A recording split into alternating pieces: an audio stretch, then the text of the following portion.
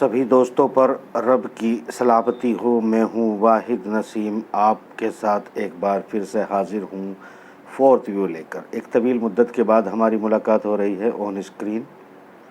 इस बीच में हमारी बहुत सी कड़ियाँ छूट गई हैं, बहुत सी चीज़ें कट गई हैं। हम कोशिश करेंगे अब लगातार फोर्थ व्यू में हम छूटी हुई चीज़ों को भी धीरे धीरे जोड़ें और कुछ नई चीज़ें जो हो रही है दुनिया में उस पर भी आपस में गुफ्तगू करें। अमूमन तमाम चीज़ों से हटकर हम अपना प्रोग्राम करते हैं और अपना तासुर पेश करते हैं, यानी ओपिनियन, तज्जिया, विवेचना, जो मर्जी है पर देख लीजिएगा। वो हम वक्तन फ़वक्तन हम चीज़ों को बदलते भी रहते हैं। फ़िलहाल हम कुछ छोटी छोटी नज़र डाल लेते हैं दुनिया की उन चीज़ों पर जो इस वक्त चल रही है। जो मौजू इस वक्त है वो एक न रख के हम थोड़ी एक नज़र डालते हैं पूरी कड़ियों पर। इसमें जो अभी घटना हुई थी साउथ चाइना सी में, जो अमेरिका की पनडुब्बी पर अमेरिका ने किसी और तरह के इल्ज़ाम चाइना के ऊपर लगाए थे, चाइना किसी और तरह की सफाई दे रहा था। आज चाइना ने सफाई मांगी है कि आप की जो पनडुब्बी बारूदी सुरंग से टकरा कर नुकसान पहुंचा है उस पर जो भी वजाहत है आपके पास वो पेश करिएगा। यानी कि उल्टा चाइना जो है वो अमेरिका को घेरने की कोशिश कर रहा है, मगर ये देखने की बात हमारी तरफ से ये है कि अमेरिका को झटका तो लगा है।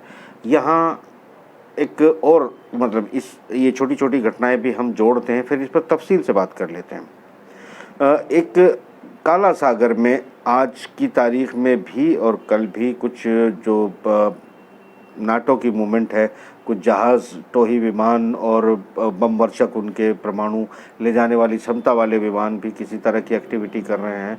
सुखोई 30 के ज़रिए रशिया कह रहा है कि उन्होंने जो है B-1 जो जहाज़ हैं उनको दौड़ाया है और तकरीबन रशिया का ये कहना है कि काला सागर के ऊपर, काला सागर क्या है, सिर्फ काला सागर की हम बात नहीं करते, चूँकि एक तवील मुद्दत से यूक्रेन क्रीमिया के बहाने पश्चिमी जगत, अमेरिका, उसके अलाई घेरने की कोशिश कर रहे हैं यूक्रेन के बहाने रशिया को, और इसमें काला सागर एक इम्पोर्टेंट रोल अदा करता है। तो काला सागर ही एक यहाँ आप समझ सकते हैं कि युद्ध की जो जड़ें हैं, यानी बेड़े पहुँच सकते हैं, डिस्ट्रॉयर पहुँच सकते हैं, परमाणु पनडुब्बियाँ पहुँच सकती हैं, यहाँ बहुत कुछ पहुँचाया जा सकता है। तो यहाँ पर काफ़ी कुछ गहमा गहमी चल रही है। दूसरी तरफ मैंने आपको बताया था शायद सोशल मीडिया पर कि मेडिटेरियन सी में भी ग्रीस और तुर्की की अपनी बातचीत चल रही है। उधर यूरोप भी एंटर कर रहा है, ख़ास तौर से ब्रिटेन अपनी गहमा गहमी को बढ़ा रहा है, यानी वहाँ भी एक जो गहमा गहमी का माहौल है वो चल रहा है। एक ये कि लगातार जो कुछ एक नई दुनिया, नई व्यवस्था में नए नए गठबंधन बन रहे हैं, नई नई चीज़ें चल रही हैं, नए तरह के युद्ध की लोग कोशिश कर रहे हैं, नए तरह के अर्थव्यवस्था डेवलप करने की कोशिश कर रहे हैं। नई दुनिया नई एंटर हो चुकी है एक नए फेज़ में, और यहाँ तमाम इस फेज़ को बदलने की जो परंपरागत ऊर्जा है, यानी कि बिजली है या फिर पेट्रोलियम है, इन सब से छुटकारा पाकर ग्रीन एनर्जी की तरफ मूव करने की कोशिश की जा रही है। जो हमारी हैंडीक्राफ्ट और छोटी छोटी दुकानें और ये बहुत सारी एक सदियों से जो अर्थव्यवस्था चली आ रही थी, इस अर्थव्यवस्था को बदल कर जिस तरह से हम मवेशी युग से फिर मेटल युग में आए, और मेटल युग से फिर हम इंडस्ट्री युग में आए, और इंडस्ट्री युग से फिर हम इलेक्ट्रॉनिक युग में आए, और उसके बाद अब हम डिजिटल और वर्चुअल युग में आ चुके हैं। तो ये शिफ्ट हो रहा है, वो बहुत स्मूथली शिफ्ट हुआ था। सारी चीज़ें एक के बाद एक के बाद एक के बाद एक चीज़ शिफ्ट होती चली आई। अर्थव्यवस्था के मॉड्यूल जो है वो क्रैश नहीं हुए, आपदा जैसी स्थिति पैदा नहीं हुई, लोग परेशान नहीं हुए। इस वक्त पूरी तरह से एक ही वक्त में पूरा स्विच ओवर किया जा रहा है, इसलिए हर कोई एक नए गठबंधन की तरफ जा रहा है, नए नए गठबंधन बन रहे हैं। जैसे आप देखेंगे कि रशिया और चाइना का अपना एक गठबंधन है जिसमें वो मध्य एशिया के देशों को मिलाने की उनके साथ कुछ हैं भी, कुछ मिला भी रहे हैं, उनमें भी तोड़फोड़ चल रही है। और मुस्लिम जगत में भी चाइना और रशिया अपना इन्फ्लुएंस बढ़ाना चाहता है।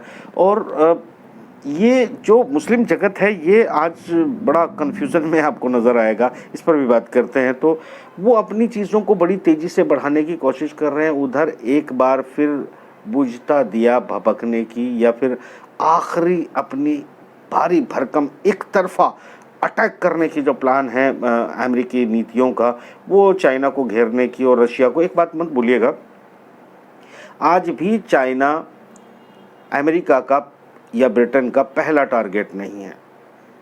दरअसल टारगेट रशिया ही है। रशिया ही को ख़त्म करने के लिए ज़रूरी है कि चाइना को ख़त्म किया जाए, चूँकि रशिया की दूसरे प्रोडक्ट्स या अर्थव्यवस्था या गुड्स या मशीनरी या इलेक्ट्रॉनिक्स में इतनी पकड़ दुनिया में नहीं है कि वो पूरी दुनिया में अपनी प्रोडक्शन के ज़रिए, अपनी अर्थव्यवस्था के ज़रिए किसी भी चीज़ों को कंट्रोल कर सके या मुकाबला कर सके पश्चिमी जगत का, इंडस्ट्री युग का या नए आने वाले युग का। तो उसके लिए रशिया को ज़रूर एक चाइना की ज़रूरत, एक फाइनेंसर की ज़रूरत एक तरह से कह सकते हैं, वो चाइना के रूप में उसको मिला हुआ है। और चाइना के ज़रिए इंडस्ट्री हब बनाकर इकोनॉमी और डिजिटल और सारी चीज़ों में रशिया ने अपने जाल को बिछाया है। मगर मुस्लिम जगत बड़े कंफ्यूज हैं रशिया को लेकर, कभी हाँ कभी ना की स्थिति में लगे हुए हैं चारों तरफ से। ये स्थिति, तालिबान भी अभी रशिया में एक मीटिंग होने वाली है, उसमें क्या होता है इस पर भी बात करेंगे। मगर मुझे लगता है ज़्यादा हो जाएगी, मगर फिर भी एक ज़रूरी चीज़ों को कनेक्ट कर लेते हैं क्या चल रहा है। एक तरफ वो गठबंधन अपनी कोशिश कर रहे हैं रशिया और चाइना अपने साथ जोड़ने की, दूसरी तरफ अमेरिका, ब्रिटेन और इनका कोalition कोशिश कर रहा है एक बार फिर से एक नई दुनिया में नए गठबंधन और नए तौर तरीक़ों के साथ आगे बढ़ने की, जिसमें आप देखेंगे कि क्वाड जो है उसमें हम भी एक मेंबर हैं, यानी कि भारत, ऑस्ट्रेलिया, जापान और अमेरिका के बीच में क्वाड है, जो समुद्री सुरक्षा के लिए और अर्थव्यवस्था, बहुत सारी चीज़ें कही जा रही हैं उनको लेकर है, मगर समुद्री सुरक्षा जो है वो इसमें भी एक इम्पॉर्टेंट फैक्टर है। दूसरा, समुद्री सुरक्षा में ही जिसमें इम्पॉर्टेंट फैक्टर है वो आपका आता है बेसिकली जो इन्होंने यूके यूएस, यानी कि ऑस्ट्रेलिया, यूके और यूएस तीनों ने मिलकर जो एक तिकड़ी बनाई है, उसमें जो बड़ी फ्रांस भी नाराज़ चल रहा है इन नाटो से और अमेरिका से और ब्रिटेन से इस मामले को लेकर कि ऑस्ट्रेलिया को न्यूक्लियर सबमरीन जब उसका सौदा चल रहा था तो आप लोग क्यों दे रहे हो, ये आपस में फूट पड़ने का भी काम चल रहा है।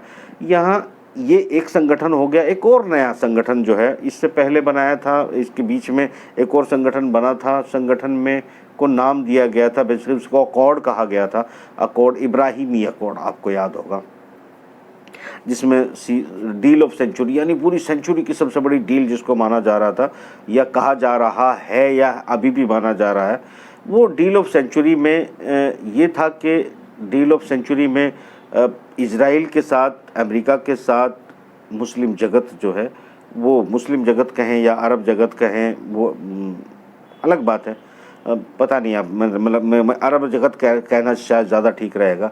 तो अरब जगत ने अपनी बैत की और इब्राहिमी का मतलब यहाँ जो लोग जानते हैं वो तो ठीक है, कुछ लोग नहीं जानते इब्राहिमी का अकॉर्ड का मतलब क्या होता है। इब्राहिमी उन्होंने इसलिए कहा इसको कि जो पश्चिमी जगत के लोग हैं, यूरोपियन यूनियन, अमेरिका, ये सब क्रिश्चियन माने जाते हैं, ईसाइयत, तो ये क्रिश्चियन, मगर ये ईसाई और क्रिश्चियन भी इब्राहिम की औलादों में से हैं, यानी कि सिलसिला उनका भी इब्राहिम से जाके जुड़ता है। और फिर उसके अलावा इजराइल जो यहूदियत है उसका सिलसिला भी इब्राहिम से जाके पहले उन्हीं का जुड़ता है, बाद में ईसाइयों का जुड़ता है और उसके बाद मुसलमानों का जुड़ता है। यानी ईसाई, मुसलमान और यहूदी एक जगह इकट्ठे होकर उन्होंने इब्राहिमी अकॉर्ड इसका नाम देकर जो है इसको साइन किया और आगे बढ़ाया। और एक अब नया आपको जो है आज की तारीख में हमारे जो विदेश मंत्री हैं, आज हम 20 अक्टूबर को बात कर रहे हैं, हमारे विदेश मंत्री लगभग 5 दिन की यात्रा पर इजराइल में मौजूद हैं। हमारे कुछ फाइटर विमान भी हैं, हमारे रिहर्सल्स भी चल रहे हैं, हमारे तकनीकी मतलब अपने आप को मजबूत करने के लिए चीज़ों को, ये भी ज़रूरी है क्योंकि जिस तरह के मामलात चाइना के साथ भारत के चल रहे हैं, पाकिस्तान के साथ चल रहे हैं, इन सब को भी देखना पड़ेगा। तो उनको अपनी स्थिति को मजबूत करने के लिए भारत वहाँ इस वक्त इजराइल में मौजूद है। और यहाँ एक और नई डील जो है वो एक और नया संगठन बना है, वो इंडो इब्राहिमी अकॉर्ड उसको आप कह सकते हैं। इंडो इब्राहिमी अकॉर्ड इसलिए कह सकते हैं कि इसमें इब्राहिमी तो पहले से, यानी कि यूएई इसमें शामिल है जो एक अरब मुस्लिम देश है, दूसरा यहूदी देश जो है वो आपका इज़राइल शामिल है, और अमेरिका इसमें एक क्रिश्चियन देश शामिल है। और अब एक इसे मैं इंडो कह रहा हूँ, वरना तो मुझे मतलब शायद कुछ साल के बाद मैं कर रहा होता तो मैं इसको फिर जो है हिंदू इब्राहिमी अकॉर्ड भी कह सकता था, क्योंकि जो है अभी तो घोषणा लीगली घोषणा नहीं हुई है, तो इसलिए हम इसको इंडो इब्राहिमी अकॉर्ड ही कहेंगे। यानी कि मगर इसे ये हमें भी समझना पड़ेगा कि क्या ये सब दुनिया में इतना सब कुछ बिल्कुल अच्छा हो गया है, क्रिश्चियन यहूदी मुसलमान सब एक हो गए हैं। अब हिंदू भाई भी जो है ईसाइयों यहूदियों और मुसलमानों के साथ मिलकर आगे एक और अकॉर्ड बनाकर और आगे रशिया चाइना जैसे कम्युनिस्टों से लड़ने की तैयारी कर रहे हैं, और यहाँ पर एक पलड़ा जो है वो एक तरफ चलना शुरू हो चुका है। क्या ये हकीकत है? तो इस पर आप ही लोग विचार करिएगा, हम तफसील से आगे इस पर ज़रूर बात करते रहेंगे। आज मैं सिर्फ आपकी कनेक्टिविटी जोड़ रहा हूँ। मुझे नहीं लगता कि इसमें यहूदी ईसाई मुस्लिम या हिंदू से सच बोल रहे हैं। मुझे नहीं लगता कि यहाँ पर जो है क्रिश्चियन यहूदी हिंदू या मुस्लिम से सच बोल रहे हैं। मुझे ये लगता है कि जिस तरीके से इंडिया भी अपने मफाद के लिए इस अकॉर्ड को साइन कर सकता है, जबकि देश के अंदर स्थिति जो है वो बहुत बड़ी तादाद में हमको एंटी क्रिश्चियनिटी, एंटी मुस्लिम जो है सेंटिमेंट, एंटी और बहुत सारी चीज़ें दिखाई दे रही। यहूदियों के एंटी तो नहीं दिखती है खैर, मगर यहूदियों के एंटी हम इस मायने में मान सकते हैं कि मुस्लिम जो है जो माइनॉरिटीज़ हैं वो एंटी यहूदी, यानी कि एक ही देश में इतने सारे मत पाए जाते हैं और फिर हम कहते हैं कि हम इनके साथ अकॉर्ड साइन कर रहे हैं या फिर इनके साथ मिलकर आगे बढ़ रहे हैं। तो ये हमारी वक्ती मौके की बात हो सकती है। यहाँ पर एक लंबी स्ट्रैटेजी कम से कम मुझे नज़र नहीं आती है। जैसे मुस्लिम देशों का मामला ये है कि उन देशों के नागरिक, चाहे वो अरब देश के कितने भी राजा उनके नज़दीक आ जाएं इस अकॉर्ड में, को अकॉर्ड इब्राहिम में वो सारे के सारे शामिल हो जाएं, मगर वहाँ की जनता, आवाम या आलिम जो है इसमें शामिल होंगे, ऐसा मुझे नहीं लगता है कि एक्सेप्ट कर पाएंगे।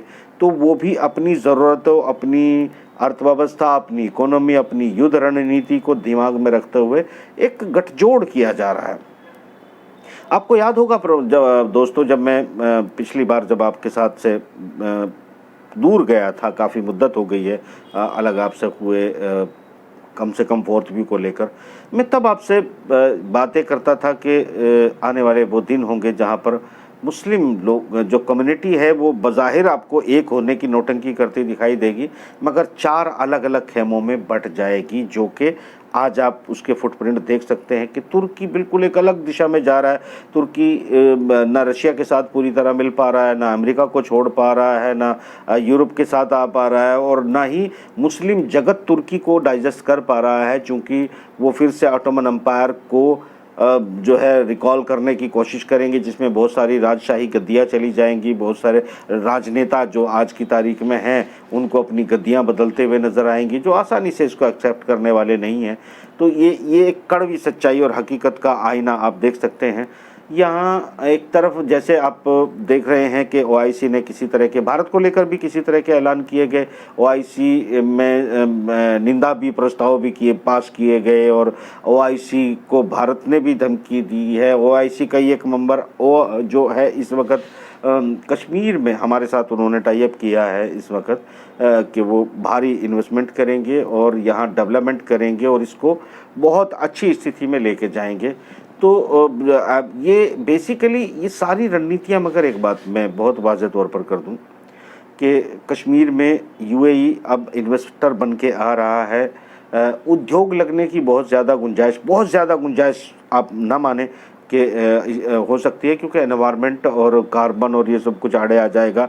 यहाँ हॉर्टिकल्चर यानी बागबानी और टूरिज़्म और होटलिंग, ये कारोबार जो है ज़रूर फल फूलेगा, क्योंकि ये एक तरह से मैं कहता हूँ कि नरेंद्र मोदी जी का ये मास्टर स्ट्रोक इसको माना जा सकता है। अगर यूएई आता है इन्वेस्टर बन के कश्मीर के अंदर तो इसमें जो ओआईसी, मुस्लिम जगत, तुर्की, पाकिस्तान जो कश्मीर को लेकर बातें कर रहा है उनका मुंह बंद हो जाएगा, वो कुछ नहीं बोल पाएंगे, क्योंकि एक मुस्लिम देश ही इसको तस्लीम करके, यानी कि यूएन रेजुलेशन ये सब कुछ छोड़ दीजिएगा, डिस्प्यूट छोड़ दीजिएगा, भारत के साथ संधि करके कश्मीर में इन्वेस्टमेंट करने का मतलब है कि एक देश जो है वो कश्मीर को भारत का संपूर्ण हिस्सा तस्लीम करते हुए यहाँ पर इन्वेस्टमेंट का प्लान बना चुका है। एक ने बनाया है तो फिर दूसरा भी बनाएगा, तीसरा भी बनाएगा और चौथा भी बनाएगा, यानी ये स्थितियाँ, इससे कश्मीर का डेवलपमेंट होगा, सारी चीज़ें हैं।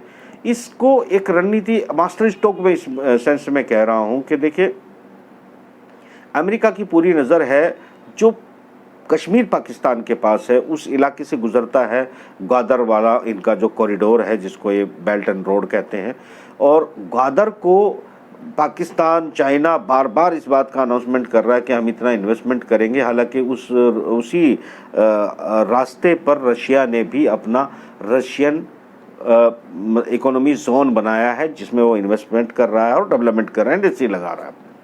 ये उनका इरादा था कि यूएई के टक्कर में, यूएई के मुकाबले में ग्वादर को इतना ज़्यादा डेवलप किया जाए कि लोगों के जो माल चाहिए लोगों को, कि वो पहले यूएई लेके जाएगा, यूएई लेने के बाद में फिर जो है चाइना से ही सारे माल की पूर्तियाँ हो रही है वो लेके जाएगा, फिर वहाँ से अनलोड करेगा, लोड करेगा, बहुत सारे ट्रांजिट बच जाएंगे। ग्वादर में लोगों को सुविधा मिल जाएगी कि ग्वादर को ऐसा पोर्ट डिक्लेयर किया जाए, जो बहुत सारी इनकी अगली रणनीति थी कि ड्यूटी फ्री हो, चीज़ें कंजप्शन की स्थिति अलग हो, और इसको यूएई इसमें टूरिज्म और होटलिंग बहुत हैवी बनाया जाए, जिसकी वजह से दुबई को आसानी से टक्कर दी जा सके एज ए बिजनेस।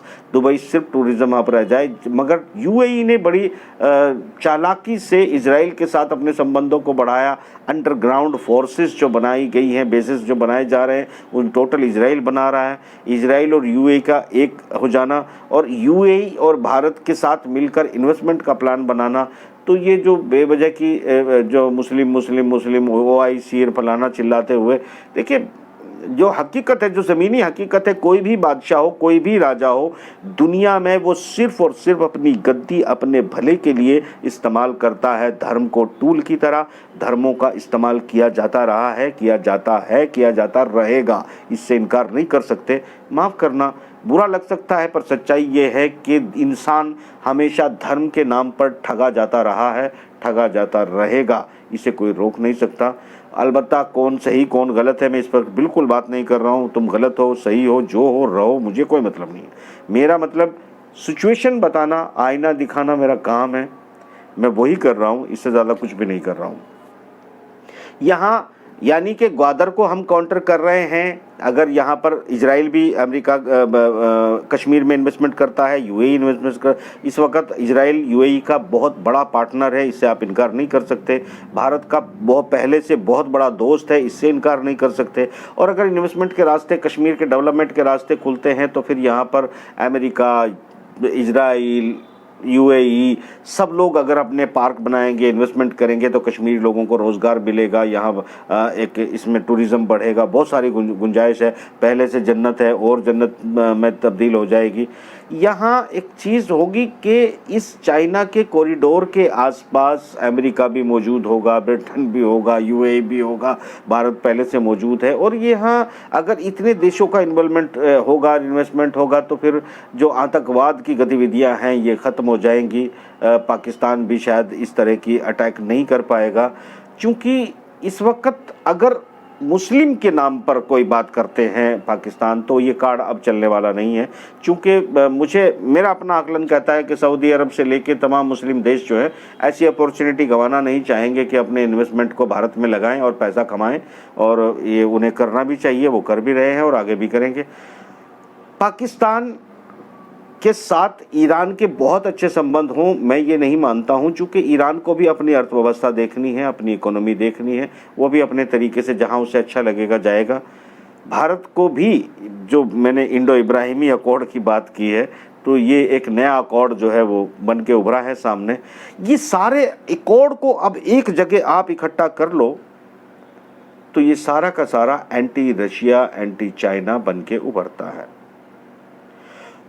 ये बहुत बड़ा बाज़ार है, ये बाज़ार अपने आप में इकट्ठा होना चाहता है, हो रहा है, जो अपनी अर्थव्यवस्था, अपनी इकोनॉमी को अपने तरीके से कंट्रोल करके आगे बढ़ेगा।